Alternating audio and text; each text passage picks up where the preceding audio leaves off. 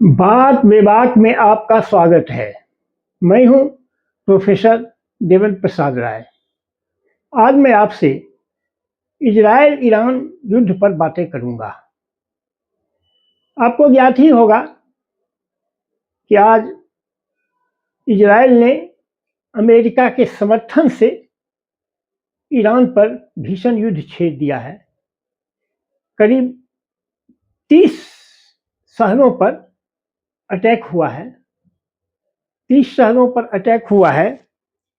अब अब इस युद्ध का क्या है अभिप्राय और क्या होंगे इसके परिणाम? देखिए, बहुत मीडिया कह रहा है कि यह विश्व युद्ध हो रहा है, विश्व युद्ध का आगाज है, लेकिन मैं इसे विश्व युद्ध नहीं मानता हूं। ये इजराइल और ईरान का युद्ध है। अब ये बात अलग है कि अमेरिका से अपना खुन्नस मिटाने के लिए उसने अमेरिका के जो एयरबेस या ये सैन्य बेस मिडिल ईस्ट में है, सब पर उसने आक्रमण कर दिया है। और मिडिल ईस्ट के करीब करीब 8 देशों में उसके सैन्य बेस हैं। इसलिए 8 देशों में उसने अपना अटैक शुरू किया है। लेकिन अब सवाल है कि यह अटैक जो हुआ है इसमें किसके तरफ से भारत बोले? भारत जो नीति अपना रही है वह बिल्कुल सही है। उसे तटस्थ रहना चाहिए। हमारे दो मित्र राष्ट्र लड़ रहे हैं तो हमें तो शांति का प्रयास करना चाहिए। हमें किसी के तरफ से नहीं उतर जाना चाहिए। ईरान के साथ हमारे सदियों के नहीं सहस्राब्दियों के संबंध हैं।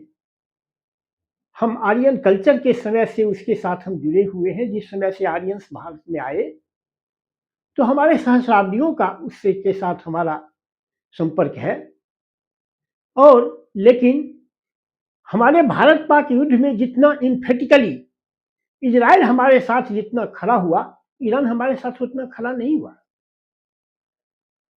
तो जब वह हमारे साथ खड़ा नहीं हुआ तो हम उसके साथ क्यों खड़े हों? यह तो आपस का लेन देन है। लेकिन खैर, इसके अब जो भी परिणाम हो, अब परिणाम क्या होना है, प्रथम दिन ही कहा जाता है कि उसके रक्षा मंत्री और उसका एक कमांडर ढेर हो गया। जब पहला ही दिन ये है तो वह कितने दिन चलेगा? पिछली बार भी 12 दिनों तक युद्ध चला था। रिजल्ट कोई खास नहीं निकला, लेकिन 12 दिनों तक युद्ध चला। लेकिन एक अंतर उस बार में और इस बार में है कि उस बार केवल अमेरिका सपोर्ट कर रहा था। इस बार अमेरिका डायरेक्टली इन्वॉल्व है। उसके दो युद्ध पोत, एक यूएसएस जेराल्ड और यूएसएस लिंकन, उसके खाड़ी देशों में उतरे हुए। तो इसलिए इस बार लड़ाई निर्णायक होगी। साथ ही साथ ट्रंप का है रिजाइम चेंज का, कि खामनेई की सरकार जाए, जैसे इराक में किया था अपनी एक कठपुतली को खड़ा करने का। लेकिन ईरान इराक नहीं है।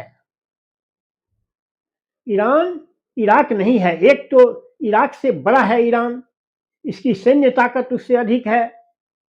दूसरा, उस समय जिस समय इराक पर हमला हुआ उस समय विश्व करीब करीब यूनिपोलर था। अमेरिका का कोई जवाब नहीं था। आज विश्व 5 ध्रुवों में बट गई है। विश्व के 5 ध्रुव अब बन गए हैं। एक अमेरिका, रूस, चीन, यूरोपियन यूनियन और भारत। तो अब मल्टीपोलर वर्ल्ड है। इसलिए जितना आसानी से इराक को वह फतह कर लिए, उतना आसानी से ईरान को फतह नहीं कर पाएंगे। अब बहुत सारे हम टीवी खोले तो कांग्रेसियों के पार्टी के लोगों का था कि कुछ बोल नहीं रहे हैं, कुछ बोल नहीं रहे हैं, हमारा ईरान से इतना संबंध है, हमारा ईरान पुराना मित्र है, इजराइल नए मित्र हुए हैं। लेकिन हम कहते हैं जो उसमें क्या बोले, जो चीन पहले से बढ़ के बोल रहा था कि हम ईरान के साथ हैं, और जो घोषित अमेरिका का शत्रु है चीन, वह तो कुछ बोल नहीं रहा है। और आप इंडिया से कह रहे हैं कुछ बोलने के लिए। क्यों बोले इंडिया? इंडिया का जो सधा हुआ स्टेटमेंट आया है वह बिल्कुल सही आया है। अब सवाल है कि ये जो अमेरिका की दादागिरी को कम करना तो जरूरी है। वह पूरे विश्व का चौकीदार बना फिरता है। भारत पाक युद्ध को हमने रुकवा दिया। उक्रेन और रूस ने उक्रेन पर बेजा दबाव डाल रहा है। अब मैं पहले ही कह चुका हूं, शांति का नोबेल पुरस्कार पाने के जुनून में वह अनाप शनाप कर रहे हैं। तो क्या उनके इस को छूट दिया जाए कि वह पूरे विश्व में आतंक फैलाता फिरे, पूरे देश के चौकीदार बना फिरे, पूरे दुनिया का चौकीदार बना फिरे? आखिर ईरान को भी अपनी सॉवरेंटी और अपनी नेशनल इंटीग्रिटी की रक्षा का अधिकार है। साथ ही साथ एक बात और है कि खोमैनी ईरान को बहुत पीछे ले गया है। उसके पहले रजा शाह पहलवी थे। वह ईरान को एक सेकुलर और मॉडर्न नेशन बनाना चाहते थे। उनको इसने एक बगावत के द्वारा अपदस्थ कर खुद हुए और ईरान को तो पाकिस्तान और अफगानिस्तान से भी ज्यादा पीछे ले गए हैं। जितनी आजादी पाकिस्तान में औरतों को है उतनी भी आजादी ईरान में नहीं है। वह तो धूल कट्टर जिसको कहते हैं इस्लामिक कंट्री, इस्लामिक कंट्री कट्टर तो खैर पाकिस्तान भी है, लेकिन वह पाकिस्तान को भी पीछे छोड़ दिया है। इसलिए उसका जाना ईरान के हित में है। लेकिन तब अमेरिका का मन बढ़ जाएगा, जो हम जब ईरान पर फतह कर लिए तो हम किसी दुनिया के और देश में करता फिरेगा।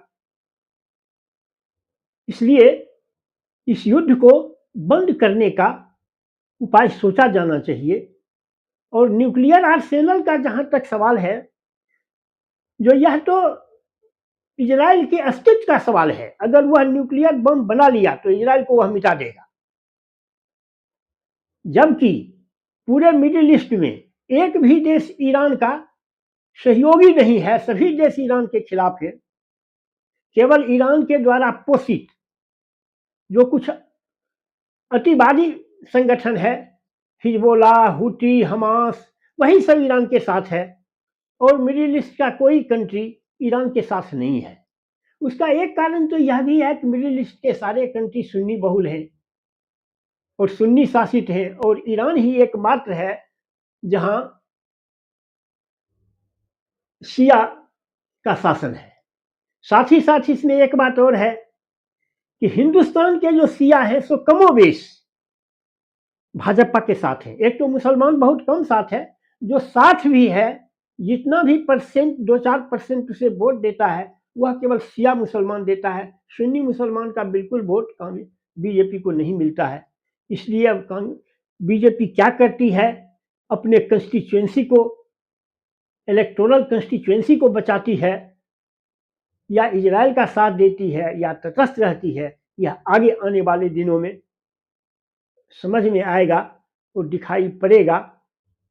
मैं इस पर एक और वीडियो पहले तो बना ही चुका हूं, एक और वीडियो आगे बनाऊंगा। बस आज इतना ही।